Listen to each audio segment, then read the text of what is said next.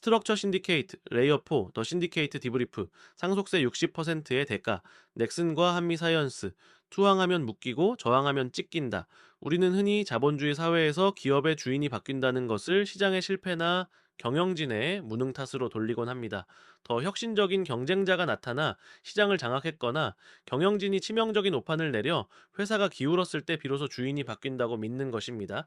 이것이 교과서가 가르치는 보이지 않는 손해 원리이자 시장 경제의 상식입니다. 하지만 2024년 현재 대한민국 자본시장에서는 이 상식이 철저히 붕괴되고 있습니다. 가장 우량한 재무구조, 매년 수천억 원의 영업이익, 그리고 세계적인 경쟁력을 갖춘 기업들이 하루아침에 주인이 바뀌거나 경영권이 공중분해되는 기이한 현상이 속출하고 있습니다. 기업의 펀더멘털은 굳건한데 오직 지배구조만이 모래성처럼 무너져 내리는 이 현상, 도대체 왜 이런 일이 벌어지는 것일까요? 이 파괴적인 현상의 진앙지에는 경쟁사도 기술 변화도 글로벌 경기 침체도 아닌 단 하나의 숫자가 자리 잡고 있습니다. 바로 60%입니다. 대한민국이 세계 최고 수준으로 유지하고 있는 상속세율. 이 숫자는 단순한 조세 정책을 넘어 대한민국 기업 생태계의 최상위 포식자이자 지배구조를 기형적으로 뒤틀어버리는 가장 강력한 트리거로 작동하고 있습니다. 여러분이 만약 평생을 바쳐 사업을 일군 창업주라고 가정해 봅시다. 여러분이 눈을 감는 순간 남겨진 가족들은 슬퍼할 겨를도 없이 국세청으로부터 그 사업 가치의 60%를 부과하는 청구서를 받게 됩니다. 여러분의 전 재산은 공장과 기계, 그리고 회사, 주식에 묶여 있습니다. 당장 그 자금을 마련할 길은 요원합니다. 결국 가족들은 회사를 지키기 위해 회사를 팔아야 하는 논리적으로 성립할 수 없는 구조적 모순에 빠지게 됩니다. 이번에는 이 거대한 세금의 파도 앞에서 서로 정반대의 생존 전략을 택한 두 기업의 사례를 보겠습니다. 하나는 세금을 내기 위해 주식을 포기하고 국가에 투항한 넥슨입니다. 다른 하나는 경영권을 지키기 위해 외부 자본과 위험한 동맹을 맺고 저항한 한미사이언스입니다. 과연 누가 살아남았을까요? 그리고 누가 승리했을까요? 냉정하게 말하면 승자는 없습니다. 두 사례 모두 오너십의 붕괴와 지배구조의 기형화라는 비극적 결말을 피하지 못했기 때문입니다. 우리는 오늘 이 두 가지 죽음의 경로를 추적하며 과연 대한민국에서 가업 승계는 가능한가라는 근원적인 질문을 던질 것입니다. 그리고 영상의 마지막에는 이 절망적인 구조 속에서 선택할 수 있는 유일하고도 냉혹한 제3의 해법을 고민해 봤습니다. 단순히 상속세가 너무 높다는 불평을 하려는 것이 아닙니다. 우리는 세금이 어떻게 기업의 DNA를 바꾸고 자본의 흐름을 왜곡시키며 결국 대한민국 주식시장을 거버넌스 디스카운트에 늪으로 몰아넣는지 그 메커니즘을 규명할 것입니다. 파트 1. The Thesis. 지배구조를 파괴하는 트리거. 본격적인 사례 분석에 앞서 우리는 먼저 우리가 발을 딛고 있는 이 기울어진 운동장의 물리 법칙을 이해해야 합니다. 도대체 왜 상속세가 단순한 비용을 넘어 기업 파괴의 트리거가 되는지 그 금융공학적 메커니즘을 보겠습니다. 1. 징벌적 과세의 산술법. 대한민국의 상속세 명목 최고 세율은 50%입니다. OECD 평균인 25%의 2배에 달하는 수치입니다. 하지만 진짜 문제는 여기에 숨겨진 최대주주 할증평가 조항입니다. 상속세 및 증여세법 제63조에 따르면 최대주주가 보유한 주식을 상속할 때는 그 주식의 평가액의 20%를 가산합니다. 경영권 프리미엄이 있으니 세금도 더 내라는 논리입니다. 예를 들어 주식 가치가 1조 원이라면 국세청은 이를 1조 2천억 원으로 평가합니다. 여기에 세율 50%를 적용하면 세금은 60이 됩니다. 즉 실효세율이 60%에 달하는 것입니다. 전 세계 어디에서도 경영권이 있는 주식이라는 이유만으로 실현되지 않은 이익에 대해 60%의 세금을 현금으로, 그것도 즉시 또는 외서 10년 내에 징수하는 나라는 드뭅니다. 2. 유동성 미스매치. 더 심각한 문제는 자산과 부채의 성격 불일치입니다. 상속세는 부채입니다. 그리고 국가는 이 부채를 반드시 현금으로 받기를 원합니다. 반면 오너 일가의 재산은 90% 이상이 주식이라는 자산에 묶여 있습니다. 주식은 본질적으로 변동성이 크고 대량 매도 시 제값을 받기 힘든 자산입니다. 여기서 치명적인 리퀴디티 크런치가 발생합니다. 6천억 원의 세금을 내기 위해 6천억 원어치 이상의 주식을 시장에 내놓는 순간 시장은 패닉에 빠집니다. 대주주가 주식을 던진다는 신호는 공매도 세력을 부르고 주가는 폭락합니다. 주가가 폭락하면 더 많은 주식을 팔아야 세금을 낼 수 있습니다. 이것이 바로 죽음의 나선입니다. 3. 연부연납의 함정. 정부는 연부연납 제도를 통해 10년 동안 나눠낼 수 있지 않느냐고 반문합니다. 하지만 이는 금융 문맹적인 발상입니다. 연부연납을 하려면 주식을 국세청에 담보로 맡겨야 합니다. 그리고 매년 막대한 가상음을 내야 합니다. 중요한 것은 재원입니다. 오너 일가가 세금을 낼 돈은 어디서 나옵니까? 대부분 회사에서 나오는 배당금입니다. 하지만 대한민국의 배당 성향은 전 세계 최하위 수준입니다. 배당 소득세 최고 49.5%까지 떼고 나면 손에 쥐는 돈으로 상속세 원리금을 갚기에는 턱없이 부족합니다. 결국 오너는 선택을 강요받습니다. 회사의 돈을 무리하게 빼내거나 주식담보대출을 풀로 끌어쓰거나 아니면 주식을 팔아야 합니다. 이 과정에서 기업의 장기 투자는 멈추고 오너는 주가 관리에만 목을 매거나 반대로 상속세 기준 주가를 낮추기 위해 일부러 주가를 누르는 역선택을 하게 됩니다. 4. 세금으로 유발된 거버넌스 실패. 저희는 이 현상을 Tax Induced Governance Failure, 즉 세금으로 유발된 거버넌스 실패라고 부르겠습니다. 이것은 경영 능력 부족이나 시장 경쟁 실패와는 질적으로 다릅니다. 멀쩡한 기업이 오직 세금 납부라는 기업 본연의 가치 창출과는 무관한 이유로 인해 쪼개지고 팔리고 경영권 분쟁에 휘말리는 현상입니다. 이 지점에서 금융시장의 사모펀드가 등장합니다. 그들에게 한국의 상속세 시즌은 최고의 박앤세일 기간입니다. 상속세 때문에 헐값에 나온 지분을 줍거나 세금 낼 돈이 급한 오너에게 불리한 조건으로 대출을 해주고 경영권을 담보로 잡습니다. 이를 Distressed Governance Arbitrage, 부실 지배구조 차익거래라고 합니다. 지금부터 살펴볼 넥슨과 한미약품의 사례는 바로 이 차익거래의 희생양이 된 대표적인 케이스입니다. 하나는 세금을 못 내 주식을 국가에 헌납했고, 하나는 세금을 내려고 사채업자나 다름없는 자본을 끌어들였습니다. 이 두 기업이 겪은 지옥도는 단순히 남의 이야기가 아닙니다. 대한민국 모든 기업이 필연적으로 맞이하게 될 미래의 예고편입니다. 이제 첫 번째 비극의 현장인 넥슨, NXC로 들어가 보겠습니다. 그들은 왜 스스로 식물 기업이 되기를 선택했을까요? 파트 2, The Path of Surrender. 넥슨과 동결된 왕국. 1. 4조 7천억 원의 청구서와 물납의 선택. 2022년 2월 넥슨 창업주고 김정주 회장의 별세 소식은 한국 게임 산업에 비보였지만 유족들에게는 현실적인 재앙의 시작이었습니다. 유산의 규모는 약 10조 원, 이에 따른 상속세는 무려 6조 원 이상으로 추산되었습니다. 이 천문학적인 금액을 현금으로 납부하는 것은 불가능했습니다. 넥슨 그룹의 지주사인 NXC는 비상장 회사이며 배당을 많이 하는 구조도 아니었기 때문입니다. 유족들은 결국 물납이라는 최후의 카드를 꺼냅니다. 상속세의 일부 약 4조 7천억 원을 현금 대신 NXC 주식 29.3%로 납부한 것입니다. 이 결정으로 인해 대한민국 기획재정부는 하루아침에 넥슨 그룹의 두 번째 주주로 등극합니다. 표면적으로는 세금 문제가 해결된 것처럼 보였습니다. 유족들은 지분 69.34%를 유지하며 경영권을 방어했고 국가는 막대한 국고 수입을 확보한 것처럼 보였으니까요. 하지만 이것은 동결의 시작이었습니다. 주식이 국가의 소유가 되는 순간 이 자산은 시장 논리가 아닌 경직된 국유재산법의 통제를 받게 되었기 때문입니다. 이 밸류에이션의 거대한 괴리. 물납 이후 자산관리공사 캠코는 이 지분을 현금화하기 위해 공매에 붙였습니다. 하지만 결과는 처참했습니다. 2023년 말부터 시작된 공매는 1년 넘게 유찰을 거듭하고 있습니다. 아무도 사지 않습니다. 왜일까요? 여기서 우리는 정부의 가격과 시장의 가격 사이에 존재하는 건널 수 없는 강을 목격하게 됩니다. 하나, 정부의 논리. 정부가 산정한 매각 예정가는 약 4조 7천억 원입니다. 이는 상속세 및 증여세법상 보충적 평가 방법에 따라 기계적으로 산출된 수치입니다. NXC가 보유한 자회사, 넥슨 일본 법인의 가치와 과거 순손익 가치를 가중 평균한 뒤 여기에 최대 주주 할증까지 포함된 가격입니다. 정부는 억울합니다. 법대로 평가해서 세금을 이만큼 받았으니 팔 때도 이만큼 받아야 세수 손실이 없다는 것입니다. 국유재산법상 이 가격을 임의로 대폭 깎아서 파는 것은 헐값 매각 특혜 시비에 휘말릴 수 있어 불가능합니다. 둘, 시장의 논리 1.5조 원 이하. 반면 이 지분을 바라보는 사모펀드나 글로벌 투자자들의 계산기는 전혀 다르게 돌아갑니다. 그들은 아래에 트리플 디스카운트를 적용합니다. 지주사 할인. 순수 사업회사가 아닌 지주사는 통상 순자산 가치 대비 40에서 50% 할인을 받습니다. 비유동성 할인, 비상장 주식이라 언제 팔 수 있을지 모릅니다.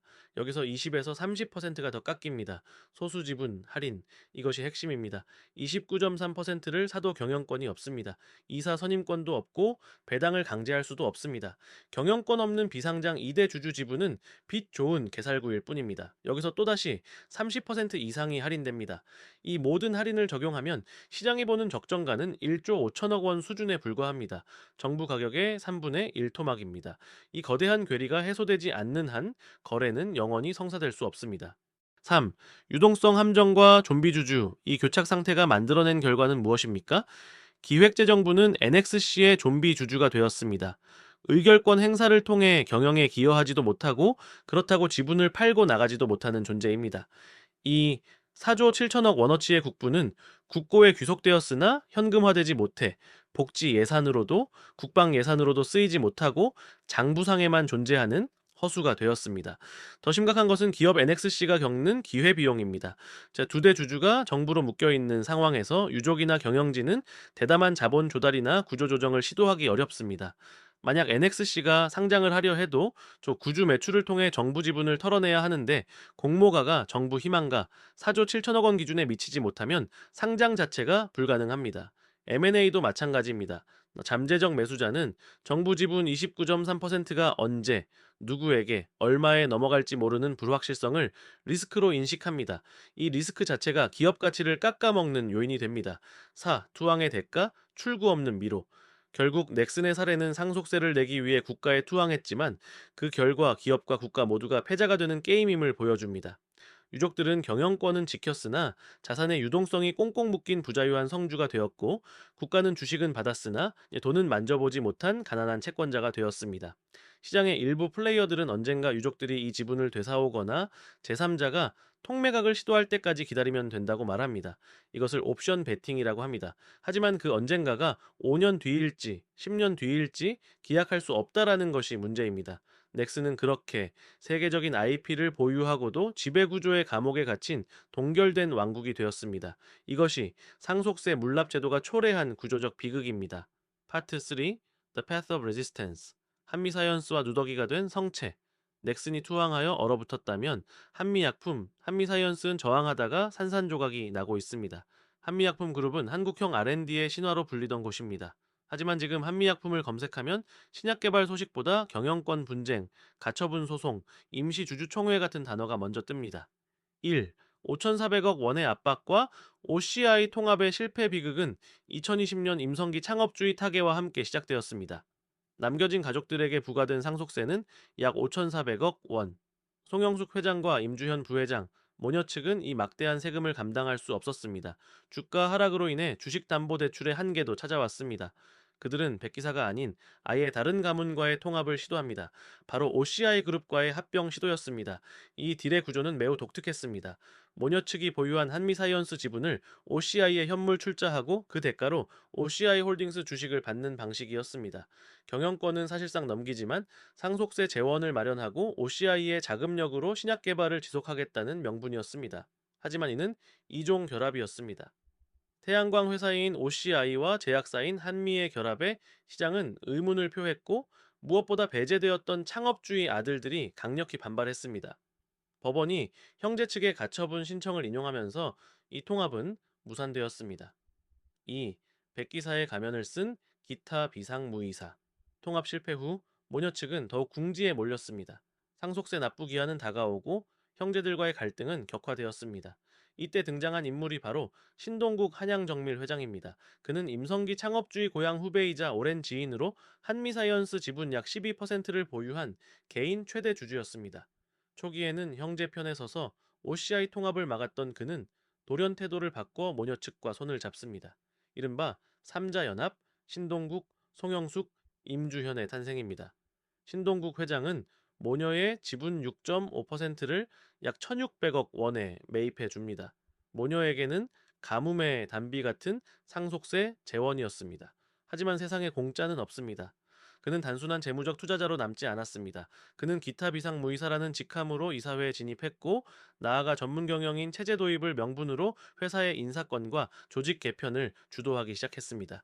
SAM, Strategic Agnosticism, 전략적 불가지론. 여기서 심각한 거버넌스 리스크가 발생합니다. 신동국 회장은 제약산업 전문가가 아닙니다. 그는 기계부품 제조업인 한양정밀을 운영하는 오너입니다. 그가 한미약품의 복잡한 신약 파이프라인과 10년이 걸리는 임상시험의 가치를 얼마나 깊이 이해하고 있을까요? 시장은 그를 전략적 불가지론자로 볼 것입니다. 즉, 회사가 R&D로 성공하든 M&A로 팔리든 상관없이 투자 수익률만 극대화하면 된다는 입장이라는 것입니다. 그의 등장 이후 한미약품의 경영 시계는 단기화되었습니다.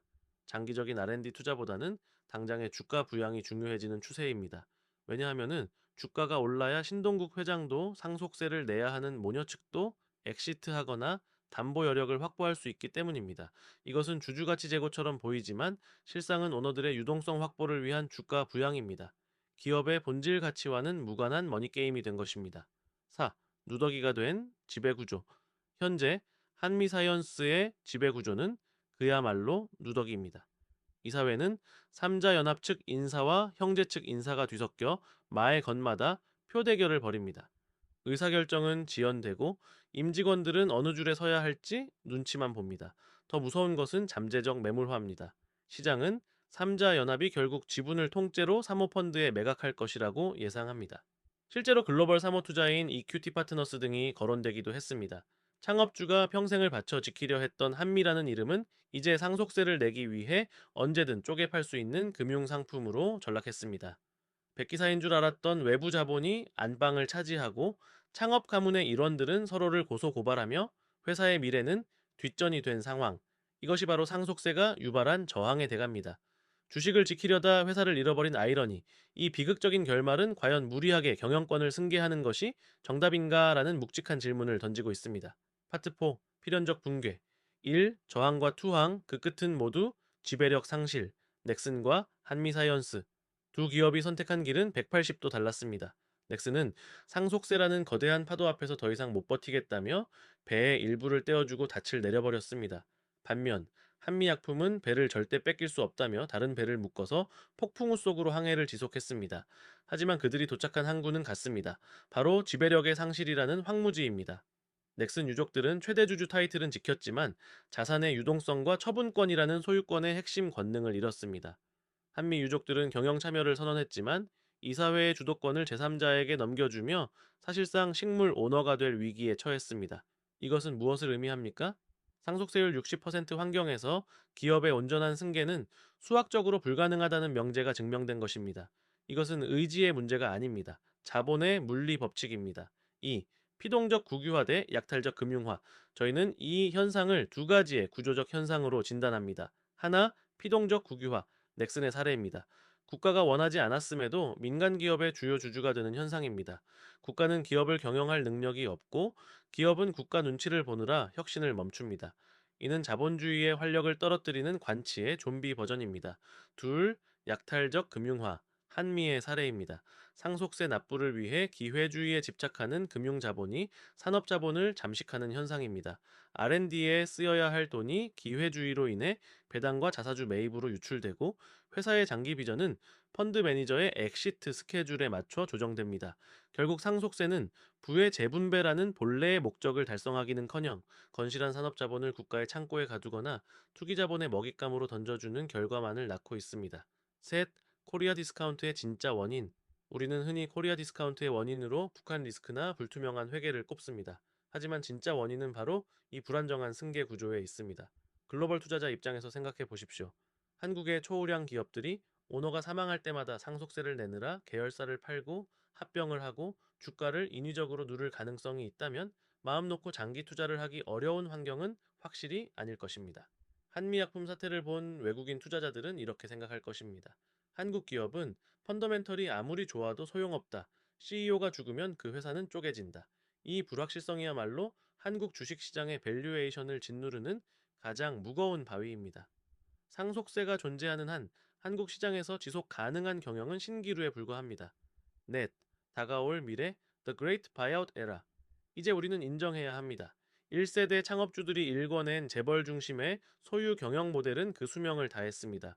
60%의 세금 장벽은 2세, 3세로 넘어갈수록 기하급수적으로 높아져 결국 4세에 이르면 오너의 지분율은 한 자릿수로 수렴하게 됩니다. 앞으로 10년, 대한민국 자본시장에서는 거대한 바이아웃의 시대가 열릴 것입니다. 상속세를 감당 못한 중견기업 오너들은 줄줄이 사모펀드에 경영권을 넘길 것입니다. 락앤락, 한샘, 오스템 임플란트가 이미 그 길을 갔습니다. 이것은 선택이 아니라 생존을 위한 강요된 매각입니다. 이 과정에서 수많은 기업이 구조조정되고 쪼개지고 재매각될 것입니다. 그것이 자본의 효율성을 높일 수도 있지만 동시에 한국 경제를 지탱해온 제조업의 끈기와 기업가 정신은 빠르게 소멸할 것입니다. 파트 5, The Ultimate Pivot, 자본가로의 진화. 그렇다면 이 절망적인 구조적 함정 앞에서 무엇을 해야 합니까? 즉, 그저 앉아서 회사가 해체되는 것을 지켜보거나 사모펀드의 헐값으로 넘겨야 합니까? 아닙니다. 여기서 발상의 전환, 즉 거대한 피벗이 필요합니다. 하나, 집착을 버리기. 비즈니스 대 캐피탈. 냉정하게 바라봐야 합니다. 지키고 싶은 것은 선대의 자리, 비즈니스입니까? 아니면 가문의 부와 영향력, 카피탈입니까? 한국은 특히 전제만 너무 초점이 맞춰져 있습니다. 내 눈에 흙이 들어가기 전에는 회사를 못 판다는 유교적 가업 승계 관념이 눈을 가리고 있습니다. 하지만 상속세 60% 시대에 사업을 승계하겠다는 것은 자식에게 빚더미와 경영권 분쟁이라는 지옥을 물려주겠다는 것과 같습니다. 이제 산업가, 인더스트리얼리스트의 옷을 벗고 자본가, 캐피탈리스트로 바뀌어야 합니다. 직접 공장을 돌리고 노조와 협상하고 정부 규제에 시달리는 경영, 오퍼레이션의 영역에서 벗어나 자본을 효율적으로 배분하는 투자, 알로케이션의 영역으로 진화해야 합니다. 둘, The Solution. 매각 후 패밀리 오피스. 저희가 생각하는 가장 현실적인 로드맵은 다음과 같습니다. 1단계, 경영권 프리미엄의 극대화. 상속이 개시되기 전 혹은 상속세 납부 기한 내에 회사의 가치를 최고로 인정받을 수 있을 때 과감하게 매각하십시오. 경영권이 붙은 주식은 시장가보다 30에서 50% 비싸게 팔립니다. 한미약품처럼 쪼개져서 팔리면 이 프리미엄을 못 받습니다. 온전할 때 매각해야 합니다. 2단계, 정직한 납세와 현금화. 매각 대금으로 상속세를 전액 현금 납부해야 합니다. 편법을 쓰거나 주식을 물납하지 마십시오. 깨끗하게 세금을 털어내야 그 다음 단계로 넘어갈 수 있으며 그 나머지가 진정한 자산입니다. 3단계, 패밀리 오피스 설립. 세후 현금이 5천억 원, 1조 원이 남았다고 가정합시다. 이 돈으로 패밀리 오피스를 만드십시오. 패밀리 오피스는 가문의 자산을 전문적으로 운용하는 투자 회사입니다. 이제 여러분은 특정 기업의 CEO가 아니라 전 세계 유망 기업에 투자하는 LP이자 인베스터가 되는 것입니다. 3. 벤치마크. 발렌베리와 록펠러의 길. 이것은 패배가 아닙니다. 자본주의 선진국 명문가들이 이미 걸어간 길입니다. 미국의 록펠러 가문은 스탠더드 오일을 쪼개고 팔았지만 록펠러 패밀리 오피스를 통해 여전히 세계 금융을 움직입니다. 스웨덴의 발렌베리 가문 역시 재단을 통해 간접적으로 지배하며 직접 경영보다는 유능한 전문 경영인을 감시하고 지원하는 역할에 집중합니다. 한국의 오너들도 이제 빵 굽는 사람에서 빵집에 투자하는 사람으로 변신해야 합니다. 한미약품 오너 일가가 만약 3년 전 OCI나 사모펀드의 경영권 프리미엄을 받고 지분을 전량 매각했다면 어땠을까요? 지금쯤 수천억 원의 현금을 쥔 채 제2의 한미약품이 될 바이오 벤처 10곳에 투자하여 대한민국 바이오 생태계를 키우는 큰손이 되어 있었을 것입니다. 그것이 이 시대에 맞게 선대의 유지에 부합하는 길 아니었을까라는 생각이 듭니다. 4. 결론. 저항하면 찢기고 투항하면 묶인다. 이 잔인한 딜레마를 깨는 유일한 방법은 게임의 판을 바꾸는 것입니다. 상속세라는 게임 안에서 이기려 하지 마십시오. 그 게임은 이미 설계부터 여러분이 지게 되어 있습니다. 대신 그 게임판, 즉 회사를 비싸게 팔고 새로운 게임판인 투자로 넘어가야 합니다. 기업은 유한하지만 자본은 영원할 수 있습니다. 가업 승계의 미련을 버리고 냉철한 자본 승계의 길이 이 시대에는 현실적인 대안입니다. 이 구조를 이해한다고 해서 여러분이 당장 PE에 들어갈 수 있거나 막대한 부를 얻을 수는 없습니다. 하지만 이 구조를 이해하면 게임의 판을 먼저 보고 경우의 수를 읽는 법을 알게 됩니다. 우리는 문 앞에 서지 않습니다. 우리는 스스로 문을 만듭니다. 스트럭처 신디케이트, 더 신디케이트 디브리프, 엔드,